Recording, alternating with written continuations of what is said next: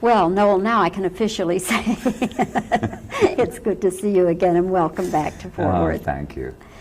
I read, and it's got to be true if I read it, right? No, I read that King Arthur really is your favorite role. Now, do you mean a favorite role or favorite role of any you've ever done? It's my favorite role of any I've ever done. I can already feel myself questioning myself as I say it, but yeah, it is. And why is it? Because it encompasses a man's, or not his entire life, but his life from sort of young man to a mature man, and it encompasses, it has so much to say about ideals and defeat and hope and all those fundamentally important things, and it says them so beautifully. And I always am so thrilled at being able to stand up in front of an audience and say all that stuff. You know, I get paid for it too. I mean, it's the kind of thing one would pay for the privilege to say, almost, to deliver that message of Arthur's. When Camelot first opened in 1960, of course, right on the heels of My Fair Lady, 4-year difference, I guess, a number of critics wanted to compare it to Fair Lady and said that this Reiner and Lo was not as good as Fair Lady, and took it to task a little bit. Now, having played both musicals, what kinds of comparisons would you draw, if any? The Ascot scene and the joust are very similar. When it was the chorus always laughs, you're watching these horses go by, and that's facetious. I suppose you can say that the characters are somewhat similar if you need to draw comparisons, but the plays are so totally different. The similarities are obviously there because the music and lyrics were composed by the same two people, but beyond that, I mean, one is Shaw and one is T.H. White, and you sure can feel the difference. Pun's not meant to be a pun. Did you ever see Richard Burton do Camelot? I've never seen anyone do Camelot. I haven't seen the movie, and I've never seen anyone else do it. And I consider that to be an advantage, really, because I don't have any preconceived notions about how it should be played. So no, I haven't. You have much more humor to your Arthur than some Arthurs I've seen, and I would include Richard Burton in that group. Richard Harris now tried to find humor in the interpretation. Since you've never seen anyone else do it, was this just something that you found yourself, or did some director help you find it, or what? No, I didn't think about the humor. I mean, to me it emerges naturally out of it, the character. And I mean, the key to Arthur for me is that, first of all, let me say what I think the trap is. The trap is you think, oh, Arthur, King of England, I better be kingly. But now, if you forget that and you pay attention to the script, when Arthur describes, or Wart describes, how he pulled the sword out of the stone, I don't think he pulled the sword out of the stone because he was a very strong fellow. I mean, obviously I wouldn't be playing the role if that was the case.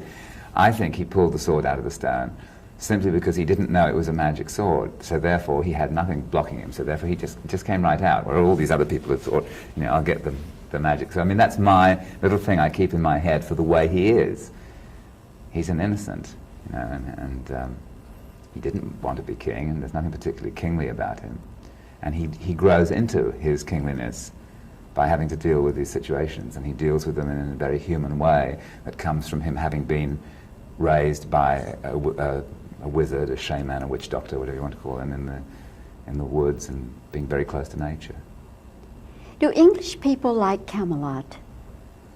I don't know. This one does. I don't know what the history of the play is in England. I don't think it did terribly well in London.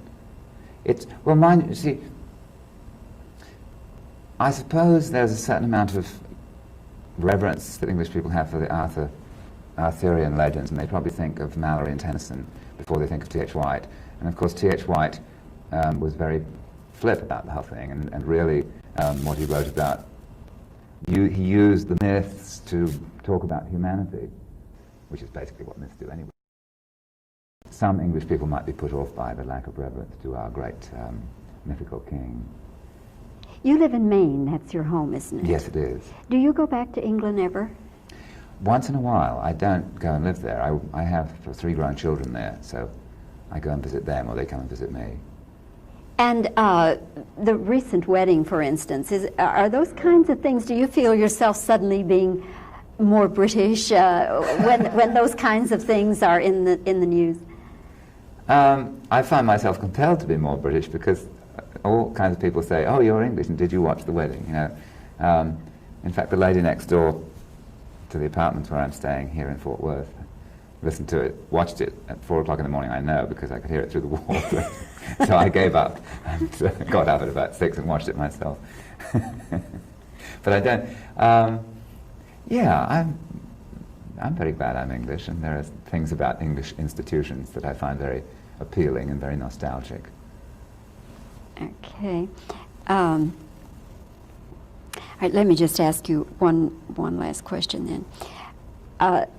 Camelot is the last show Lerner and Lowe did together, and of course the reports were, and I guess well-founded reports, that they didn't get along some at all when they were doing Camelot. And does any of that sort of feeling emerge for the actor? In other words, if you think about that, okay, Lerner and Lowe weren't getting along. Yeah, this is the first I've heard of it. I haven't paid, I mean, I read Alan Lerner's book, and I don't remember him talking about it. What I remember most of all is all the things, you know, Moss Hart's heart attack and how that affected the production. And I think I do think about that. And what it makes me feel is that one of the most interesting things about Camelot is that it's not really a completed piece of work. So that there is, I mean, no 2 productions of Camelot are alike, really. That people put things in and leave things out, and, you know, there are scenes left out or added. And I think that makes it rather interesting. It's something that's never completely come to fruition. And so every time I do it, I think we're getting maybe hopefully a little closer to doing, you know, something complete with it. How is this one different then? As far as what's left out or what's been added? This is Jack Allison's production, who's the director that I asked Bud Franks to bring in for this, because this is the 3rd production of Camelot I've done with Jack, so I can't say it's totally, it's like the other 2, only it's an improvement on the other 2, I think. Well, sometimes the ballad Take Me to the Fair is added in, that was in and out of the original production. There's a scene that takes place in the woods in the 2nd act where Morgan Le Fay, the fairy queen, and all kinds of strange mythical beasts appear, which is out of his production. And he places more emphasis on Merlin and brings Merlin back and uses tableaus rather extensively to show the triangle and the distance between Arthur and Guinevere and Lancelot and stuff like that. Okay. Stuff of presentation. Okay. Well, Noel, thank you very much. I really appreciate your coming out and us having this chance to chat. And I hope I see you again, maybe in the winter season. Well, I hope so too, Bobbie.